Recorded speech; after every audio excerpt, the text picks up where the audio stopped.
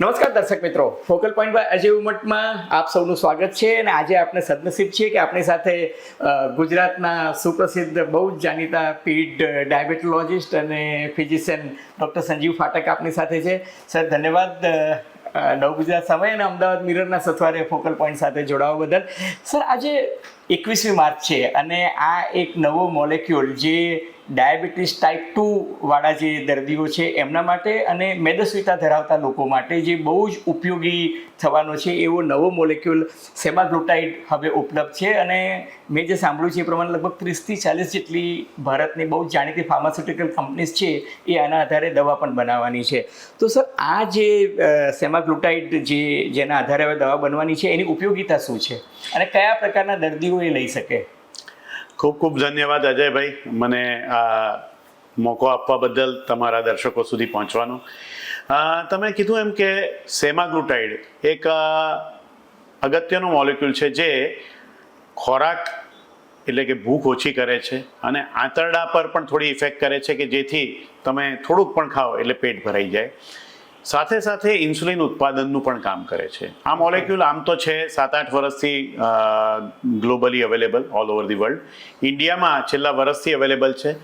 અને સારી બાબત એ છે કે આજથી તમે કીધું એમ 21મી માર્ચથી આ મોલેક્યુલ ઓફ પેટન્ટ થઈ રહ્યો છે ઇન્ડિયામાં. અને એટલે ઇન્ડિયાની ઘણી બધી કંપનીઝ આ મોલેક્યુલ આજે લોન્ચ કરવા જઈ રહી છે અને તે પણ ઇનોવેટર મોલેક્યુલ કરતાં ઓલમોસ્ટ 3 ભાગના ભાવમાં. એટલે આપ કહેતા હતા, આપણે અનૌપચારિક વાત કરતા હતા ત્યારે કે દાખલા તરીકે અમેરિકામાં $1100 પ્રતિ મંથ એક મહિનાની જો થાય એટલે લગભગ લાખ રૂપિયા અત્યારે જે ડોલર અને રૂપિયાનો ભાવ છે એ જોતા એની સરખામણીમાં હવે ભારતમાં જે આજથી દવાઓ જે સુલભ થવાની છે, કારણ કે એની પેટન્ટ હવે જતી રહી છે એટલે પેટન્ટ નથી એટલે આપણે ત્યાં ઉત્પાદકો એને સસ્તા ભાવે લગભગ કેટલી રેન્જમાં આવી જશે?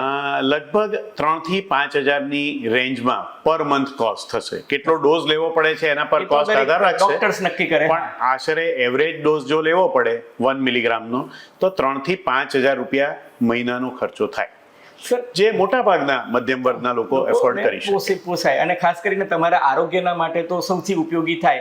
કારણ કે આપે કહ્યું એમ, અને સર, કયા પ્રકારના દર્દીઓ લઈ શકે? ટાઈપ 2 જ લઈ શકે? જે લોકો ઇન્સ્યુલિન આધારિત ના હોય એવા ટાઈપ 2 આધારિત લોકો લઈ શકે? બરાબર. ટાઈપ 1 એટલે હું માનું છું કે જે લોકો ઇન્સ્યુલિન આધારિત જ જીવન જીવતા હોય એ ટાઈપ 1, અને ટાઈપ 2 એટલે કે જે દવા આધારિત પણ હોય અને ઇન્સ્યુલિનનો ડોઝ પણ લેતા હોય, રાઈટ?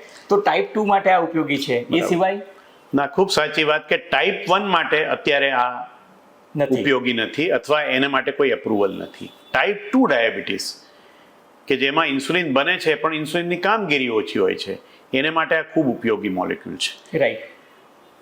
પહેલા સારવારની શરૂઆત મેટફોર્મિનથી થતી હતી, જ્યારે હવે ઘણા બધા કેસમાં જો મેટફોર્મિન ન અનુકૂળ આવતી હોય અથવા મેટફોર્મિન ન આપવી હોય તો આ સેમાગ્લુટાઇડથી પણ સારવાર શરૂ થઈ શકે. કારણ કે ટાઈપ 2 ડાયાબિટીસમાં આનાથી કંટ્રોલ ખૂબ સરસ આવે છે. HbA1c એટલે કે 3 મહિનાની એવરેજ અને ઓવરઓલ શુગર ખૂબ સરસ ઘટે છે.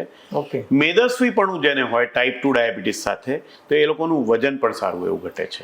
વજન ઘટે છે, પણ વજનની સાથે મસલ લોસ પણ થાય છે કે માત્ર વજન જ ઘટે છે? કારણ કે એ બહુ જ અજયભાઈ, આ તમે ખૂબ અગત્યનો પોઈન્ટ અહીંયા રજૂ કર્યો છે કે વજન ઉતરશે તો દર્દી વધારે વીક તો નહીં બની જાય ને. તો સારી વાત એ છે આ પ્રકારના મોલેક્યુલમાં કે વજન ઘટે છે તો 10માંથી 70% વજન ચરબીનું ઘટે છે, 20-30% મસલનું વજન ઘટે છે. હવે મસલનું વજન ન ઘટવા દેવું હોય તો દર્દીએ થોડું પ્રોટીનનું પ્રમાણ વધારે લેવું જોઈએ અને થોડી ચાલવા ઉપરાંત બીજી મસલની કસરત, એટલે 2-3 કિલો કે 5 કિલોના ડમ્બેલ ઉપાડે કે વજન ઉચકે, થોડી પગની કસરત એ રીતની કરે, light exercise, resistance training exercise જેને આપણે કહીએ છીએ, તો એવી એક્સરસાઇઝ કરે તો એનું મસલ્સ માસ મજબૂત થાય, ચરબીનો લોસ વધારે થાય. અને આપે કહ્યું કે થોડું પ્રોટીન ઇન્ટેક વધારે લેવું જોઈએ, તો એ પ્રોટીન ઇન્ટેક વેજીટેરિયન અને નોન વેજીટેરિયન, જે શાકાહારી અને માંસાહારી, એમાં કઈ વસ્તુથી મળે? તો આપણે શાકાહારીની પહેલા વાત કરીએ ગુજરાતમાં. મેક્સિમમ તો શાકાહારી પ્રોટીન આપણને મળે છે બધી જ જાતના કઠોળમાંથી. સોયાબીનમાં થોડું વધારે મળે, પણ કોઈ પણ કઠોળમાં મળે. કઠોળ ઉપરાંત પનીર, દૂધની બનાવટો, દહીં, જાડું દહીં, આપણે જે મઠો કહીએ ને, ખાંડ વગરનો મઠો, તો એમાં પણ સારું પ્રોટીન તો મળે. લોકો પેલો સુગર વાળો મોટો પી Yes. લેશે. એટલે સારું તમે સ્વચ્છતા કરી. એ ઉપરાંત નટ્સ એટલે કે બદામ, અખરોટ, અખરોટ, પિસ્તા, સૂકા મેવાઓ. સૂકા મેવાઓ, એની અંદર પણ સારા એવા પ્રોટીન મળે. સિંગ ચણા સસ્તામાં સસ્તું, તો સિંગ અને ચણામાં પણ સારા પ્રકારનું પ્રોટીન મળે. રાઈટ. તો આ બધી ટોફુ, તો આ બધી વસ્તુ આપણે વેજીટેરિયન લોકો ખાઈ શકીએ અને એમાં સારા પ્રમાણમાં પ્રોટીન મળે. રાઈટ. નોન વેજીટેરિયન લોકોમાં કહીએ તો ઈંડા છે. આજકાલ ઈંડા તો વેજીટેરિયન ડાયટ ગણાય આમ તો, પણ એગ વ્હાઇટ એની અંદર સારું પ્રોટીન મળે. મીટ, ફિશ, ચિકન આ બધામાં પણ સારું પ્રોટીન મળે. પણ વેજીટેરિયનમાં આપણે પણ ઘણા બધા ઓપ્શન્સ છે. જો આ બધા તમે ન લઈ શકતા હો તો પ્રોટીન સપ્લિમેન્ટ્સ પણ આજકાલ સારા મળે છે, એ પણ તમે લઈ શકો. સર આપે કહ્યું આ દવા જે છે એનાથી શરીરના જે મહત્વના વાઇટલ ઓર્ગન્સ છે, દાખલા તરીકે કિડની છે, લીવર છે, હાર્ટ છે, એની પર એની પોઝિટિવ ઇફેક્ટ શું? આ પણ એક ખૂબ અગત્યનો પોઈન્ટ છે કે ફક્ત શુગર કંટ્રોલ કરવો મહત્વનો નથી ડાયાબિટીસના પેશન્ટમાં, કે ઓવરવેઇટ પેશન્ટમાં વજન ઉતરી ગયું પણ શરીરને ફાયદો ના થતો હોય, અવયવોને ફાયદો ન થતો હોય તો એનો કોઈ મતલબ નથી. એક્ઝેક્ટલી. તો આ દવા વિવિધ ટ્રાયલો દ્વારા પ્રૂવ કરી ચૂકી છે કે ફક્ત શુગર કે ફક્ત વજન માટે નહીં, હૃદય માટે પણ, કિડની માટે પણ અને લીવર માટે પણ આ દવા ખૂબ ઉપયોગી છે.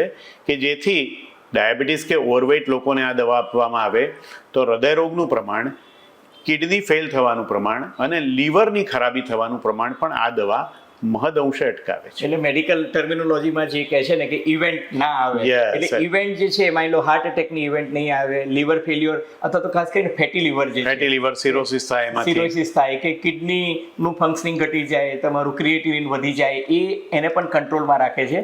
અને જો આપની વાતથી હું બરાબર સમજ્યો તો પેન્ક્રિયાસ જે છે એ પેન્ક્રિયાસ વધારે ઇન્સ્યુલિન પણ આનાથી, પેન્ક્રિયાસમાંથી ઇન્સ્યુલિનનું પ્રોડક્શન આનાથી સારું એવું વધી જાય તો છે. સર આની કોઈ સાઈડ ઇફેક્ટ? હા, તો આ એક અગત્યની દવા છે પણ એની અમુક સાઈડ ઇફેક્ટ શોર્ટ ટર્મ છે. શોર્ટ ટર્મ એટલે કે ટૂંકા ગાળા માટે. ધારો કે તમે આજે ચાલુ કરો તો પહેલા અઠવાડિયામાં કે પહેલા મહિનામાં કે જ્યારે ડોઝ વધારીએ ત્યારે થોડીક સાઈડ ઇફેક્ટ, જેમ કે ઉબકા આવવા, પેટ ભારે થઈ જવું, કોઈકને ઉલટી થવી, કોઈકને ડાયરિયા થવા, ભૂખ ના લાગવી, પેટમાં અકળામણ થવી, કોઈકને ઝાડા પણ થાય અને કોઈકને કબજિયાત પણ થાય. તો આ બધી એક્સપેક્ટેડ સાઈડ ઇફેક્ટ છે. મોટાભાગના પેશન્ટને ધીમે ધીમે સેટ થઈ જતી હોય છે આ દવા અને બંધ કરવી પડતી નથી હોતી. અને સાઈડ ઇફેક્ટને રોકવા માટેની પણ દવાઓ અવેલેબલ છે, બીજી મેથડ્સ પણ અવેલેબલ છે. આ દવા જે છે વિદેશોમાં તો પેટન્ટને કારણે વર્ષોથી, કદાચ આપણે કહ્યું એમ 2018થી આ અવેલેબલ છે અને એ પહેલાં એના મેડિકલ ટ્રાયલ્સ પણ થયા હશે. એટલે એવું કહી શકાય કે ટ્રાઈડ એન્ડ ટેસ્ટેડ છે, લાંબા સમયથી આપણને એના સારા રિઝલ્ટ મળ્યા છે. એટલે ભારતીયો નસીબદાર છે કે આપણને એક ટ્રાઈડ અને ટેસ્ટેડ. બિલકુલ સાચી વાત. જો ઇતિહાસની વાત કરું તો 2006માં આ પ્રકારની પહેલી દવા આવી હતી એક્ઝેનેટાઇડ, અને એના ટ્રાયલ્સ તો ચાલતા હતા 1998થી, એટલે મોર દેન 25 વર્ષથી. અને સેમાગ્લુટાઇડ એટલે અત્યારે જે આપણે જે દવાની વાત કરી રહ્યા છીએ 2018 કે 19થી all over the world available છે, યુરોપમાં અને અમેરિકામાં. આપણે ત્યાં લગભગ આ 1 વર્ષથી અવેલેબલ છે, ઇનોવેટર બ્રાન્ડ. અને હવે વી આર લકી કે ઓફ પેટન્ટ થઈ એટલે ઇન્ડિયન બ્રાન્ડ્સ પણ અવેલેબલ થશે. એટલે ટાઈમ એન્ડ ટેસ્ટેડ મોલેક્યુલ, અને એ પણ ખૂબ જ ઇકોનોમિકલ રેટમાં આપણે નસીબદાર છીએ. ભારતીય ગિનીપેગ નથી કે જેની પર અખત નથી, બિલકુલ. બીજી જગ્યાએ એના એક્સપેરિમેન્ટ્સ પણ થયા છે, ટ્રાઈડ એન્ડ ટેસ્ટેડ રિઝલ્ટ્સ પણ આવ્યા છે, મેડિકલ જર્નલ્સમાં પણ પબ્લિશ થયા છે, અને હવે એ ભારતમાં પણ આવી રહ્યા છે. સર આપને જો યાદ હોય તો એલોન મસ્કે અમેરિકામાં ઓઝેમ્પિક પાર્ટીઝ ને બધું કર્યું હતું, એનાથી ઓઝેમ્પિક ડ્રગ જે છે એ બહુ જ પોપ્યુલર થઈ હતી. અને એ જ રીતના બીજું જે મોલેક્યુલ જે છે ટિર્ઝેપેટાઇડ, એનાથી પણ મોન્જારો નામની જે છે, હે ને, તો એની સરખામણીમાં તમે આ સેમાગ્લુટાઇડને કઈ રીતના જુઓ છો? તો પહેલા હું મોન્જારો કહીશ તો મોન્જારો એ ટિર્ઝેપેટાઇડ એ GLP પ્લસ GIP બેનું મિશ્રણ છે, અને એની વજન ઉતારવાની ક્ષમતા સેમાગ્લુટાઇડ કરતાં થોડીક વધારે છે. ઓકે. પણ પ્રમાણમાં સેમાગ્લુટાઇડ કરતાં એ નવી છે, એટલે હજી હૃદય રોગ બાબત, કિડનીના રોગ બાબત, લીવરના રોગ બાબત એના ડેટા હજી સંપૂર્ણપણે આવવાના બાકી છે. સેફ છે, ઇફેક્ટિવ છે બીજા બધા ઇવેન્ટ રિડક્શનમાં પણ પ્રમાણમાં સેમાગ્લુટાઇડ કરતાં નવી છે, એટલે એના હજી ટ્રાયલ્સ કમ્પ્લીટ બધા થયા નથી, વજન સિવાયના અને ડાયાબિટીસ સિવાયના. ઓકે. સેમાગ્લુટાઇડ એટલે જે ઓઝેમ્પિક, ઓઝેમ્પિક વન એન્ડ ધ સેમ ના, ઓઝેમ્પિક અને સેમાગ્લુટાઇડ સેમ. અને ઇન્ડિયામાં જે આવી રહી છે એ સેમાગ્લુટાઇડનું ઇન્ડિયન વર્ઝન, એટલે ઓફ પેટેન્ટેડ વર્ઝન, એટલે same as Ozempic but Indian Ozempic. Okay. એટલે એનું પણ ઇન્ડિયામાં સ્ટડીઝ થયા છે અને હું નથી માનતો કે એ ફોરેનની ઓઝેમ્પિક કરતા કોઈ રીતે જુદી હશે, because we have trust in our Indian companies કે એ લોકો પણ સારા મેન્યુફેક્ચરિંગ પ્રોસેસથી આ દવાને બનાવી હશે. સર, ભારતની સ્ટેન્ડર્ડ કંપનીઓ જે છે ફાર્માસ્યુટિકલ કંપનીઝ, એ લોકો હવે ક્વોલિટી કંટ્રોલ અને ક્વોલિટી ચેકિંગ જે છે બહુ જ સારું કરે છે. ખૂબ સારું. અને એટલે જ તમે જુઓ કે અમેરિકામાં પણ 10માંથી 6 જે જેનરિક મેડિસિન્સ જે હોય છે એ ભારતમાં જ મેન્યુફેક્ચર થયેલી હોય છે. અને ગુજરાત તો pharmaceuticals company, So we are proud of that. તો આપણે લકી છીએ અને આપણને એ વાતનો ગૌરવ પણ છે. અને આજે ચૈત્રી નવરાત્રિના બીજા નોરતે આ એક સારા સમાચાર છે. તમને ગુડી પડવાની શુભકામના આપવાનું ગઈકાલે ભૂલી ગયો હતો, એટલે આજે રૂબરૂ આપી દઉં છું. ના, થેન્ક યુ. અને ઈદ મુબારક પણ. ઈદ મુબારક પણ સાથે છે અને પારસી મિત્રો માટે નવરોઝ મુબારક પણ છે. હા, ચેટી ચાંદ, બધા તહેવારો એક બધા સાથે. તહેવારોની સાથે આજે એક સારી ટ્રેક આવી રહી છે. સર, તમે નવ ગુજરાત સમય, અમદાવાદ મિરર અને ફોકલ પોઈન્ટના દર્શકો માટે સમય આપ્યો માટે ખૂબ ખૂબ આભાર સર.